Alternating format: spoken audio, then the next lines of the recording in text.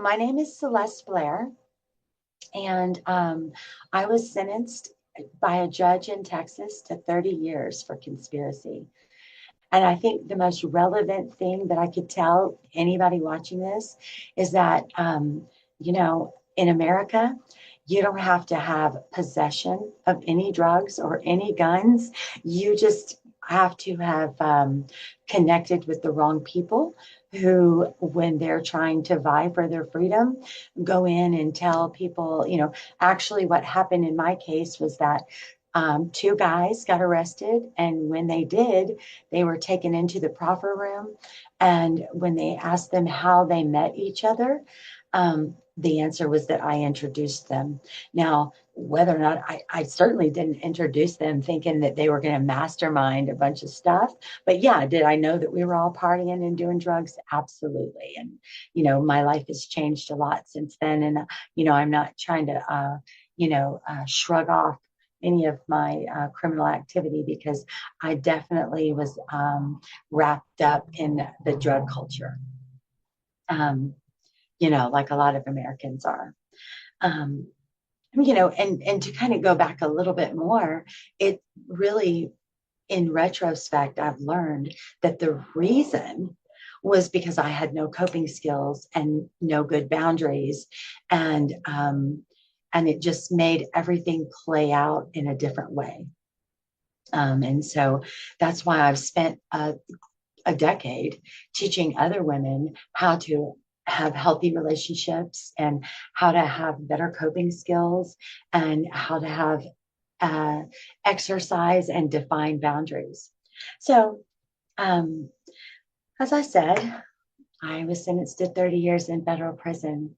And, but I think the most important part of the story is that on the day that they were transferring me to Hazleton, Hazleton is in West Virginia. And so it sits up on this big winding mountain. And so all the way on the bus up that mountain, it was kind of creepy because the bus kind of flies through the mountains. And, you know, um, I was just totally in, I really couldn't tell you anybody that was on that bus with me today because I was so completely absorbed by the idea that there had to be something very wrong with my thought process and my decisions and the way I was living my life as a 45-year-old woman. And I had had a good life and I had thrown it all away within 2 years. And so I knew that I had a lot of work that needed to be done. And luckily, I had plenty of time to do it. But the most amazing thing is that now I've learned that when you genuinely set your intentions, I like to say set righteous intentions. And I'm not trying to get like scriptural or anything. I'm talking about when you set your intentions in a way that the universe receives as like true and real and honest, then there is this beautiful pathway that literally opens up to you. And it's like all of these beautiful serendipitous moments begin to occur.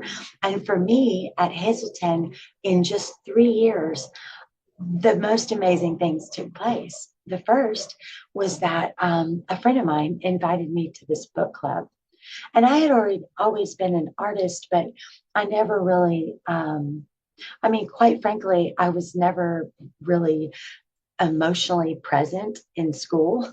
And so, whereas like I'm pretty self-educated, and if you would have asked me 10 years ago if I could write a book, I would have been like, no, absolutely not. I can barely spell. Like I mean, my family like got annoyed with me by my grammar and sent me big dictionaries and corrected my grammar. And it's just never been my thing. And so now, as you may know, I'm pretty great at that. So, but I didn't know that. And it wasn't even about writing. When I met the women of the Appalachian Book Project, Katie Ryan and her amazing staff members, she's a journalist professor from WVU. So, shout out to Katie. And so um, it was more, it wasn't really about trying to become a writer.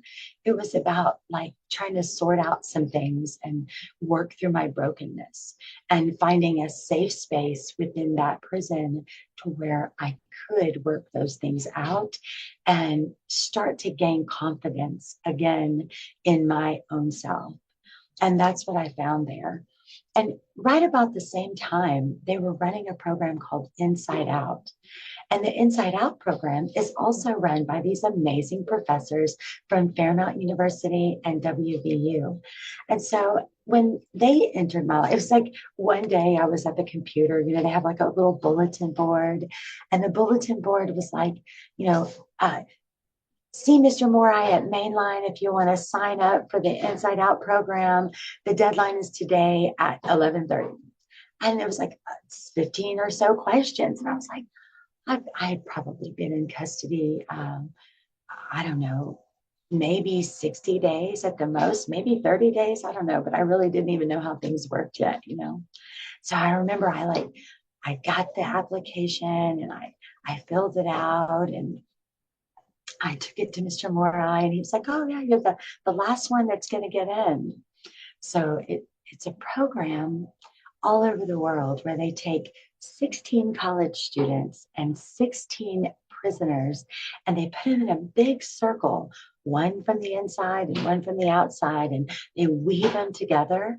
And then the professors take you on this amazing journey of self-discovery and discovery of like one another and different perspectives. And some of those students are like going to be lawyers or prosecutors or whatever, or maybe it's that they had a cousin that got killed by a drunk driver, but now they're handpicked to be in this class because they are in sociology, criminology, or victimology courses. And so the things that they taught me in that space changed the trajectory of my entire sentence because everything they taught me, I embraced so wholeheartedly. And I had such an aha moment throughout each class. I went on to be the teacher's assistant for a couple semesters following that. But I we did workshops for the compound, and so I was able to immediately begin to give back by coming up with creative ideas with the guidance of the professors. And I'm like the ultimate party planner, so I would always be the one who organized the graduation ceremonies, and the graduation ceremonies were held in the chapel, and it would be the dean of the university and the captain or the administrator and the warden and other professors. And we were able to bring guests. The students from the university and the prisoners were able to invite guests for the graduation. So it was like really something extra. It was very extra phenomenal. Right about that time, I started doing some writing projects for the professors. Like they were doing a lot of drug court stuff.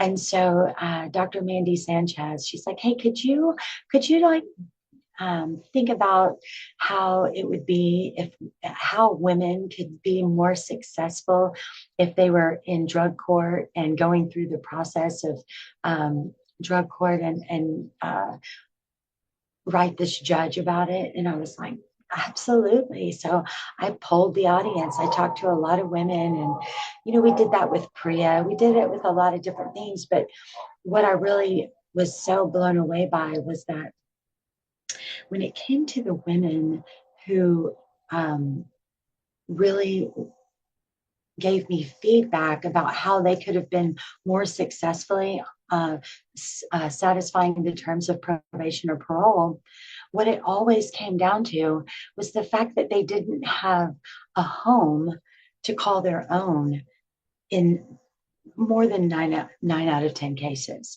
And sometimes they were like staying on somebody's couch with their kids, or they were just trying to create a stable environment that was enough to satisfy the courts and raise their kids and try to stay sober. And perhaps that wasn't possibly a toxic environment. And so my suggestion was that, if you want women to do better and stay out of prison, make sure they have a house to live in, make sure they have an apartment to live in. How is it that we're the wealthiest nation in the world and we have women raising kids on the streets of America? Like, shame on us, shame on us.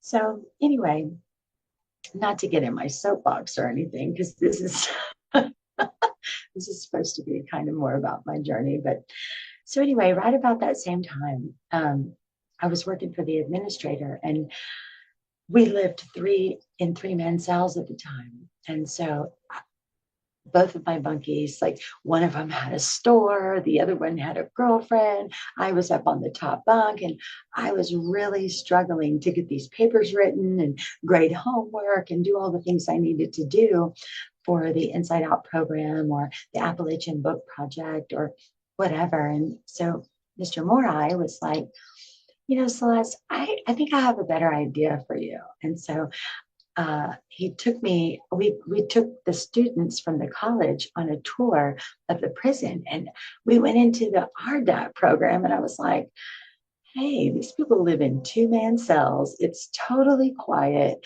and I could get some work done in here, And he was like, well, would you be willing to live by the rules of RDAP if we were able to get you a bed in here until they could get you in the program? Now, those of you who have never been to federal prison have no understanding of what I'm talking about doing RDAP in the first year of your federal sentence. RDAP is done the last 36 months, almost with no exception. And so to me, it was just like this other beautiful exception to every rule that was broken for me because of the fact that my intentions were pure and I was doing the work.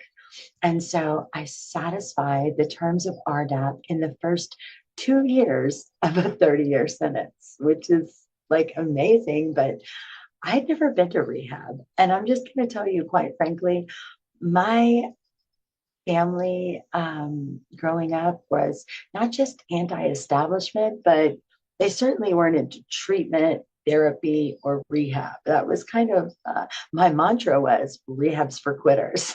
And so you can imagine, like, I just never embraced that concept, and yet still climbing that mountain on that bus that day, I knew that I had something very wrong with my cognitive skill set, and I knew that I needed all the help I could get to just figure out what was wrong with me, that a judge had just deemed me unfit for society for 30 years. If you can't have an aha moment in that space, you definitely have a problem, And I think that that's a common thread. I think a lot of people have an aha moment on the bus going into federal prison. And, there's definitely a point of clarity that comes over you as you enter federal prison. And so, with that being said, RDAP absolutely changed my life. And one of the most interesting things is that RDAP is where I was slightly introduced to the 8 dimensions of wellness, because they skim the surface of it and it's in the workbooks, but they don't really like hone in on the fact that finding that balance and really applying that method to your life is actually the key to success and sobriety. And so now, 10 years later, I've created a program that have 120 mentors who train women and mentor women and hold them accountable for creating that balance through the 8 dimensions of wellness. So the seeds that were planted in that very first space were so incredibly powerful. So after I finished RDAP, I did a year follow-up, and I was sent to Aliceville, which is in Alabama. And what's kind of crazy is, like, I thrived there in so many ways.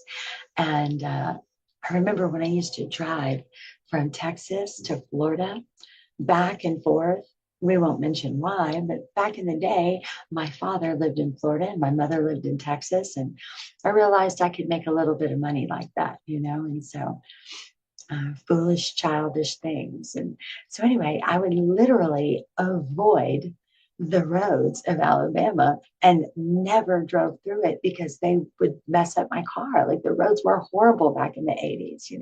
They're probably better now. I don't know. I didn't really get out much. um, so, but I was at Aliceville that I really was able to come into myself. And it was absolutely beautiful what was able to take place there. But the very beginning of my journey, I'm going to just give full disclosure. I'm not nervous about talking about it, although I'm kind of old-fashioned in some ways. And saying out loud to you that I gained 30 pounds when the judge sentenced me to 30 years, and I've always been kind of thick in the first place, and I'm 5'2", and I couldn't handle 30 pounds. And so my very first agenda, and let me just say that my soulmate and best friend and now roommate, he came to see me when I was at Hazleton, and like he knows me so well, and he saw me, and I weighed almost 200 pounds. Like I can't even imagine. Like I remember joking about like weight back in the day. I'm like, if I ever get that thing, just shoot me. And the truth of the matter is, like, that's a normal reaction when a woman is faced with such a flood of cortisol from the level of stress that she can't even imagine during the period of menopause. And it's not an unusual reaction to gain that much weight, especially when I was used to juicing and working out and doing all these things, including methamphetamines. And so naturally, it was not a difficult thing to gain 30 pounds. And so I'd never eaten such crappy shit. Um, you're gonna have to edit that out probably, but cheap food, cheap food. So, but luckily, my friend came to see me, and he was like, he was kind face to face. But when he left, he sent me this little card, and I wish I had it right here. I'm not really sure where it is, but I'm going to show it to you in the future. But it's got this picture of a superhero, and he weighs like 300 pounds, but he's wearing these tights, and he's got a beer bong on his head, and on the outside of the place that he's sitting in neon lights, it says fallen superheroes. And when you flip it over, he simply wrote, "Don't let it happen to you." And it was just so funny because I put that on my locker, and I used that to motivate me so heavily. And so when I ended up at Aliceville, I worked out, like, I guess they kind of call you like a gym rat, but I, I have a history of ballet and gymnastics and dance and fitness and CrossFit and competitions. And like, so it didn't take my cellular memory very long to get back into the swing of it. And it wasn't maybe a year later that I had achieved my weight goals, started teaching all the wellness classes. I taught weight management, health and wellness in Spanish and English. Thank you. And I also taught HIIT classes, total body workout classes, yoga classes, you name it. And so then, I kind of got burned out in a couple of years of working for the recreation department because, actually what happened was one day they're like, well, you're going to have to wear your khakis to work every day. And I was like, yeah, no, that's okay. I'm going to work out here all day and do my thing. And so before you know it, though, I had like 12 to 20 women who literally worked out with me every single day. And I had a beautiful workout schedule for them. And it's like everybody on the compound kind of knew when I did Pilates and when I did yoga and when we did, whatever. And so I had all these beautiful regular girls who would wait for me after class and they'd be like, this is my goal. I go home in 6 months. Can you help me? Da da da da da. And I became so passionate about that because what I know is that the healthier they were when they returned home, the less likely they were to returning to drugs, especially meth or cocaine or something that was going to make them feel better about the skin they're in. And so sending them home in a way that had where they had more self-confidence and self-love and a better sense of self completely. As a matter of fact, I designed this beautiful program called Discover Your True Self, which was gave you 258 FSA credits for a 6-month class that myself and this real cool chick named JoJo, she designed the psychology portion of it. It was called there was something about the recidivism team. I can't think of it right now, but anyway. So the point of the story is that that just really became my passion, not just fitness for myself, but creating a community of wellness and fitness and exchange of information. And so it was kind of crazy because I had this really reputation where some people would be like, they would watch us work out. And they're like, yeah, I don't think I can hang with you. You know, and I'm like, it's okay. Just hit the elliptical for a couple of weeks and come holler at me, you know. Oh, I could say holler because we were in Alabama. We don't say that here in California. So anyway, so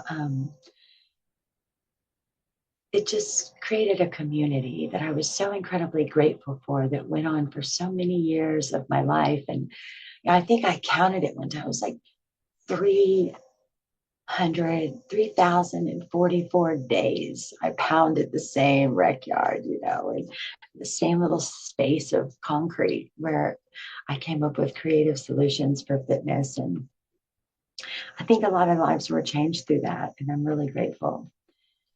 So, um, moving on, I I also started helping women to write clemencies, and so I probably wrote 100 at least clemencies for different women. And um,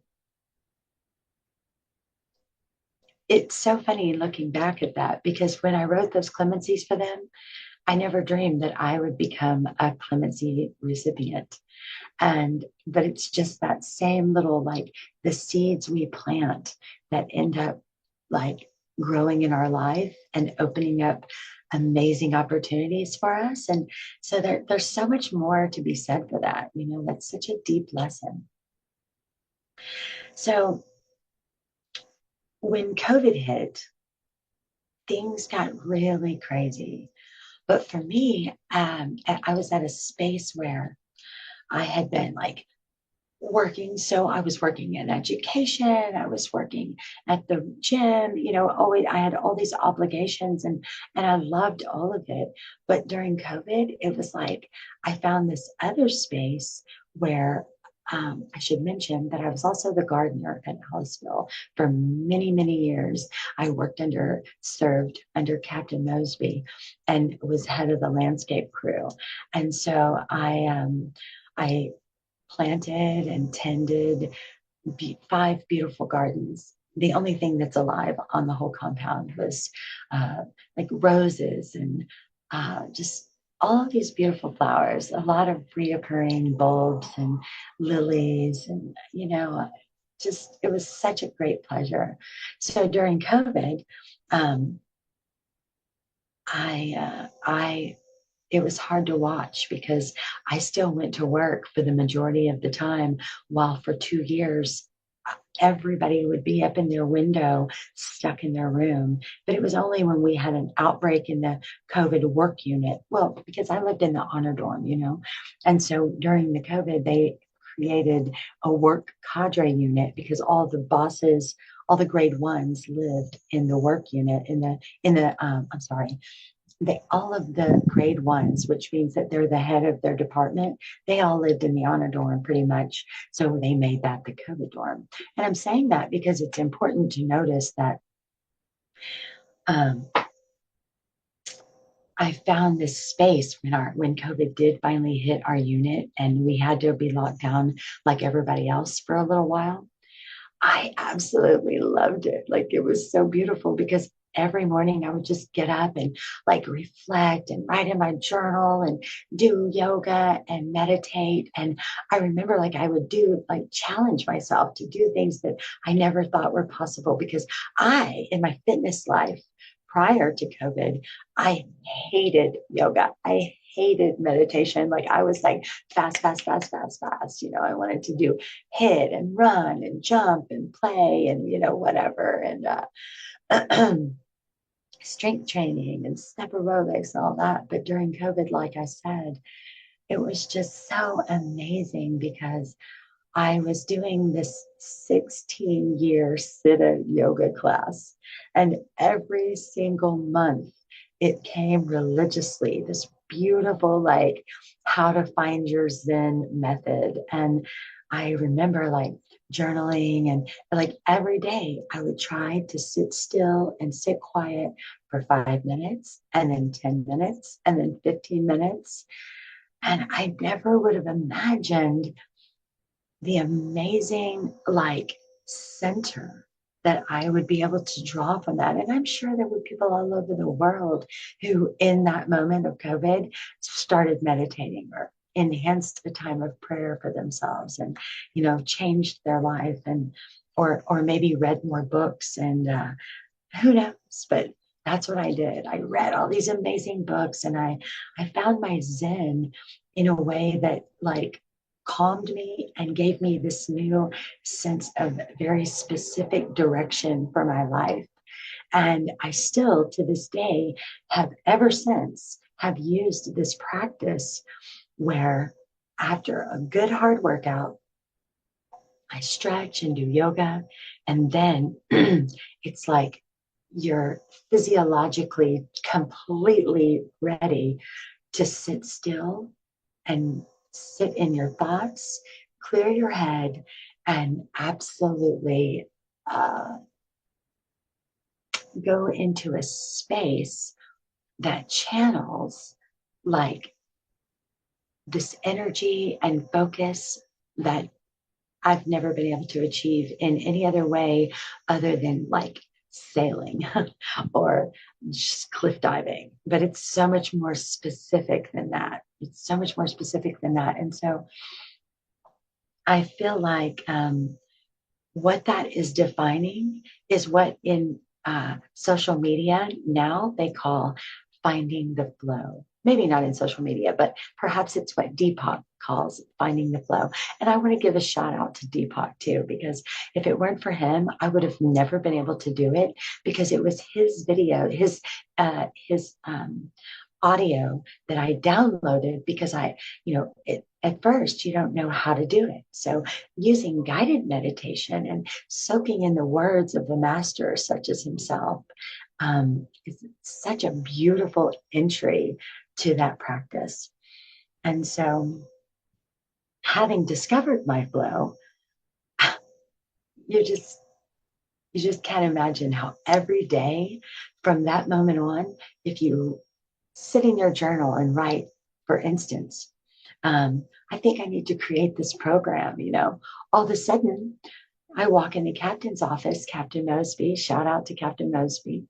I walk into her office and one day and I'm covered in dirt. I've been working. I probably I couldn't find my rake or something. And I was in there trying to get her to order me a new rake or something. And she's like, what are we going to do about this drug problem on this compound, Celeste? And I was like, Captain Mosby, the law of attraction says that whatever you focus your attention to is what grows in your life. So that if you keep on focusing on this drug problem, that's what you're going to get more of. Why don't we focus on some healthy solutions? Let's talk about the wellness wheel. And I started telling her about the 8 dimensions of wellness and how I had found my balance through that, applying that method to my life. And she was like, well, let's create a program. And I was like, I sure will. And so I just started like day by day, little bit, goal by goal. I created a peer mentor program, which now is called the Peer Success Reentry Collective.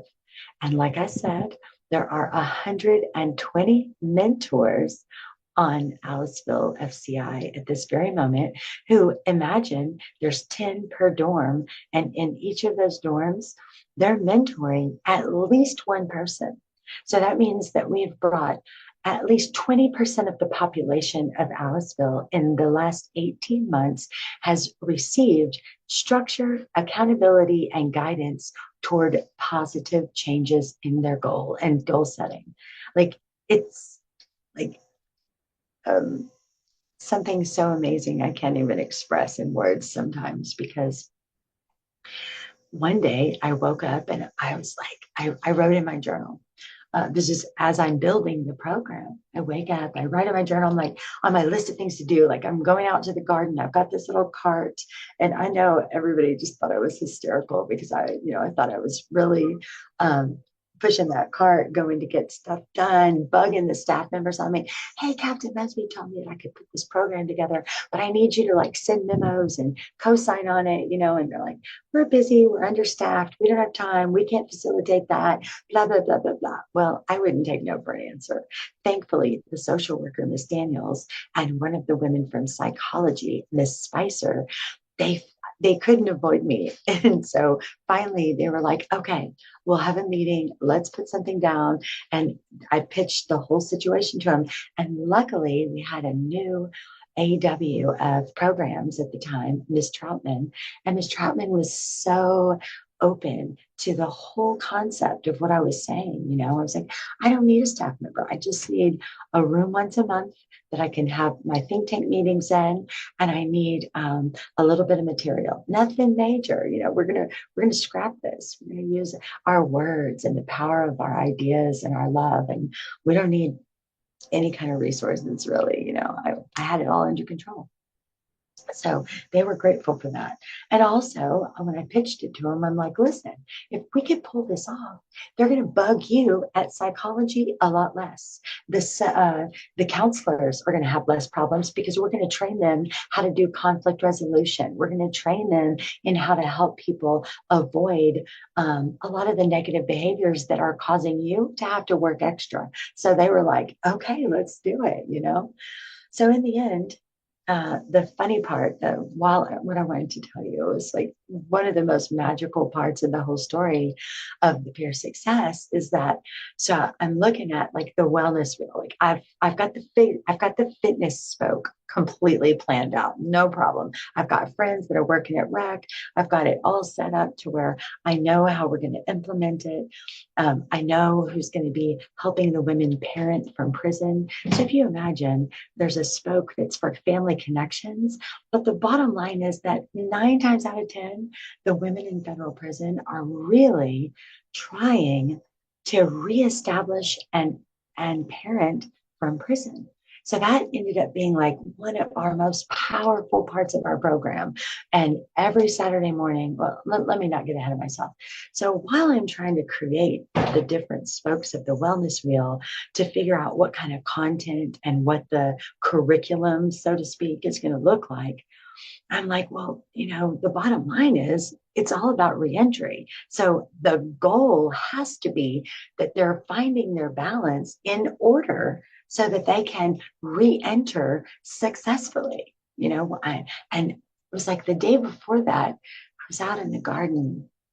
There was This had happened before. One of the gardens was right in front of the captain's office in the AW complex. And more than once, I would be down there on my knees in the garden, and nobody even really realized I was down there. And so there's a girl, can't think of her name, it doesn't matter, but I hear her crying, like bawling, like she's freaking out. And I'm like, she's a young girl, like maybe 30 at the most. I'm like, hey, babe, what's the matter? You want to come over here and like, help me trim the flowers and talk to me? And she's like, yeah, I'm just like, I'm leaving tomorrow and I just did 10 years and I don't know what I'm going to do. I don't know what tomorrow looks like. And I was like, I felt like this total sense of collective community epic failure, you know? Because as long as we have been people on this earth, women in tribes on this earth, we have held each other up and taken care of each other's children. Like as long as there have been people on this earth, that's what we've done. And one of my pet peeves was that these chicks were always talking about, yeah, this place doesn't have any kind of programs. There's nothing offered for me here. Like and expecting the staff to be the ones to like baby them into change and guide them and direct them and like really all they were there for up until a couple of years ago was to make sure that nobody died that day or that everybody got fed that day or everybody had their very most basic needs met. Nowhere in the program statements before the First Step Act for sure did anything say, oh, you've got to help them create a reentry plan and get their life together and send them home in the best shape possible. That wasn't the situation. It's really still not, quite frankly. So here's the beautiful part of the story that one morning, literally, there's 4 units, right? And I don't know anybody that lives underneath. I mean, of course, I know people that live down there, but like, I can't call and be like, hey, meet me on the sidewalk. I'm about to go out to work.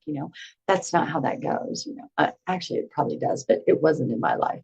So anyway, I get my little cart. I'm headed out down the sidewalk, and I had literally just written on my things to do that day so like I could go out there in the garden and work around in a little bit, and all of a sudden I'd have like this great inspiration from the flowers or the beautiful wind or something or the sunshine on my skin, and things would just kind of flow to me, ideas. That's how I created everything that I did there, is channeled the energy of the dirt and the flowers and the sunshine and good vibes, right?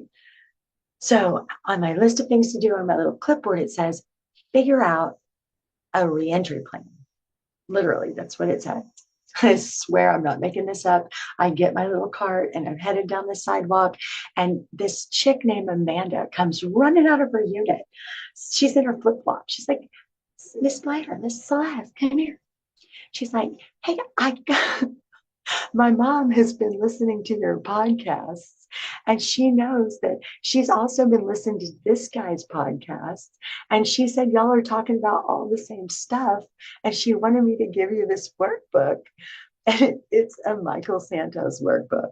I'd never heard of Michael Santos, I didn't know who he was. I was in my own little world, and nobody knew who he was at that time.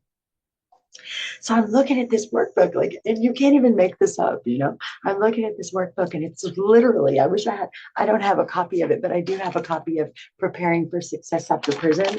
And I have a picture of this amazing gentleman somewhere. And so, yeah, there's Mr. Santos right here.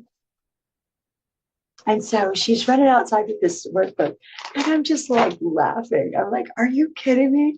Like, are you kidding me that my life is so incredibly amazing that I just ask and you shall receive on every little tiny detail? Hold on, I dropped something. Dropped my phone. Anyway, so immediately, like, there's this link where I can sign on and log in to his website, right? So I get in there, and he responds, and he's like, yeah, my name is Michael Santos. This is the Welcome to the Prison Professor's website. And he's like, this is it's a program where you can bury the worst thing that ever happened to you, which was the day you were arrested, and start to layer in positivity through creating a bio, writing daily journal entries, highlighting all the beautiful things you're doing in your life, and creating a reentry plan. And what a beautiful thing, right? And so in the meantime, the books are free. He's like, I'll send everybody a workbook. It's great, So he's like, there should be workbooks there. I sent them to the prison. Oh, okay. So I'm trying to find the workbooks. I can't find them. No staff member has remembered receiving them. And so I'm steady. Wow, now I start engaging on his site every day, making journal entries. And I'm using the platform to kind of talk about to the prison professors on the side, I'm kind of like running it by, like, hey, I'm building this program and here's where I'm at right now. And this is what we're doing. And so those were my daily journal entries of me building this program and creating like codes of conduct and structuring trying to figure out how to structure the think tank and just everything. And then I started preparing. So I find in the First Step Act, right? The First Step Act, let me back up just a second and tell you that one of the reasons that I created this program, there were several reasons. Obviously, I felt like my community needed it. Obviously, as a person doing 30 years, I needed a sense of purpose. And because I had already done all the stuff that I could think of to do. And so I was just really grasping at straws, looking for something else to do. Because if you haven't ever noticed, I like to be like productive. And so anyway, so um, as I'm doing that, uh, I'm like, yeah, I'm going to have a training seminar because, okay, I lost my train of thought. So I realized, though, when I was reading the First Step Act, it calls upon individuals to be deemed extraordinary and compelling. That's the number one factor that you're trying to establish when you're trying to get clemency or do a compassionate release or anything. Those are their words, extraordinary and compelling. How can you prove that your situation, your journey, your work is extraordinary and compelling in circumstance or by circumstance? And so I immediately understood from reading his workbook that he got that.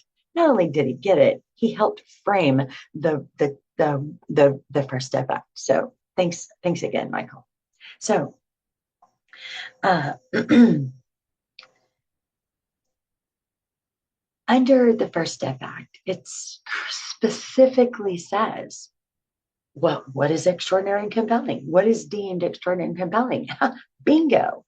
Being a mentor is extraordinary and compelling by BOP policy. So voila, that's what we did. We created a mentor program because I could have structured it a lot of different ways, but at the end of the day, that's what all made sense. Being a community caregiver, a community member, means holding each other up, holding each other accountable, creating a safe space where that's possible, and especially finding a sense of purpose for all the women. Our think tank is made up of 15 women who have the average 90% of them are doing more than 30 years. Some of them are doing more than life sentences, more multiple life sentences. And I was so incredibly honored and grateful that whereas I needed a sense of purpose, I knew they did too. And they have risen to the occasion and in my absence are completely following the vision that I had for the Peer Success Program. And that's quite a legacy. And I'm so grateful. So just a second, let me see. There's something else I don't know. That's a lot of information. I know. I don't know how long we've been talking, but it seems like that's a whole lot of information. And Okay. so maybe what I need to say now is that um, in January, I received a message saying that I was granted a clemency, that my sentence of 30 years was reduced, cut in half. And I all of a sudden I'm looking at my paperwork. I went to my counselor. I'm like, can you print me out a new team sheet? Like, can you please give me a little update here? So he shows me this new transcript. And it literally, like, I looked at it so many times, whereas I hadn't looked at the one that said 2041 was my outdate, quite frankly. I just pretty much avoided looking at that one because I never accepted the fact that 2041, well, actually 2042 was my original date. But that it after the First Step Act, it changed to 2040. And then I looked at my paperwork after the clemency and it said 2030. And then it said with FSA 2027 with Second Chance Act and FSA Good Time 2025. My earliest home confinement date was March of 2025. And I'm like, that's right now. Like, that's literally next month. And so at that time, they weren't granting home confinement and honoring the First Step Act and the Second Chance Act. And so I was able to get with my friends in Washington and I was like, listen, I earned these first step credits. I meet the five factors of the Second Chance Act. So why are y'all giving me a halfway house date of next year in March? Like that was it, and so it was so crazy because I was like stuck in the middle of these two themes. Like first was this amazing sense of gratitude that I was leaving 17 years earlier, 15 years early. But at the same time, I knew that it was important for me to fight for that credit because I had to make a way for others. And sure enough, I did. And so now I know that the director, Marshall, and Deputy Smith are both have sent out numerous memos telling the BOP staff that they needed to make a priority of finding a way to give people as much first step back credit and those who meet those factors. So when I went to my case manager, I was like, she's like, well, when was your last shot? I was like, I've never had a shot. I've never had a shot in 10 years. I've never had an incident report. And she's like, oh, okay, great. So she's like going through the list. I'm like, here's my reentry plan. Here's some support letters. I'm sure whatever I can provide for you, whatever it was sufficient for the president of the United States, hopefully it'll be sufficient for you, And she was like, absolutely, And so they were it seemed like they were kind of dilly-dallying a little bit. So I had this idea one day. I was like, you know what? I'm going to do this garden workshop. Talk to the warden. I did a garden workshop. And then, so I went to my unit manager and I was like, you know what, Ms. Lockhart, I think what I'm going to do is every single week, I'm going to come in here and propose a new program and until you let me out. And she was like, oh no, we're going to get your paperwork signed immediately. And so sure enough, I left a couple weeks later. So, with a glad and grateful heart, now this is my 30th day of freedom. And I am so incredibly grateful for my life. And, the transition hasn't been easy. Like, I'm not like an anxious, fearful person. I never have had any healthy sense of fear, as a matter of fact. And everybody, when I was leaving, they're like, well, are you nervous? Are you scared? And I was like, no, I'm not nervous or scared. I'm going to the ocean. I'm going to go,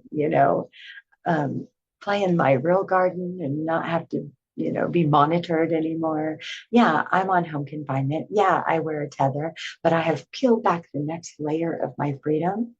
And Michael Santos has given me a proposal. So once the BOP signs off on it, I will actually have 3 months of a trial period where I can prove my worth and see if perhaps I would be a good fit for being a prison professor.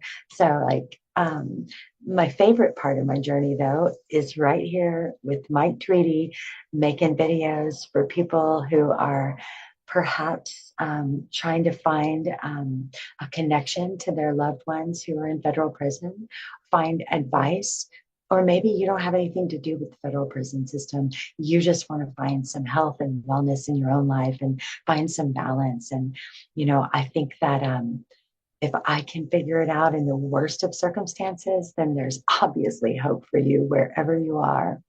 Another thing that I think is important is people who are looking to enter and not looking to, that's not a good way to say that.